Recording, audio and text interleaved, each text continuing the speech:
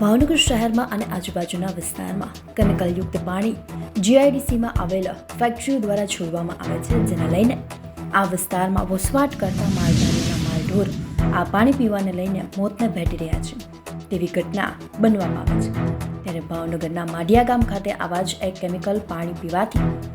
માલધારીઓના પશુઓના મોત થયાની ઘટના સામે આવે છે, જેમાં આ કેમિકલયુક્ત પાણી પીવાથી મોત થયા હોય તેવા પશુઓ જોવા મળી રહ્યા છે. પરંતુ માલધારીઓ દ્વારા આક્ષેપ કરવામાં આવ્યા છે કે આ પાણીમાં ઇલેક્ટ્રિક કરંટ મૂકવામાં આવ્યો હોય, જેને લઈને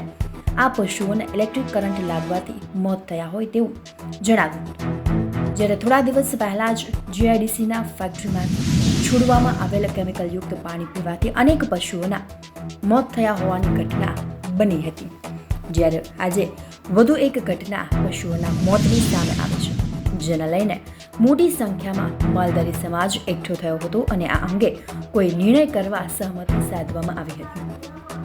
ભાવનગર શહેરમાં અનેક ફેક્ટરીઓ જીઆઈડીસી વિસ્તારમાં આવેલી છે, જે ખુલ્લેઆમ કોઈ પણ જાતના રોકટોક વગર નદીમાં અને વોકળામાં કેમિકલયુક્ત પાણી છોડતા જોવા મળે છે, જેને લઈને અનેક વખત પશુધન આ પાણી પીવાથી મોતને ભેટતા હોય તેવી અનેક ઘટનાઓ સામે આવી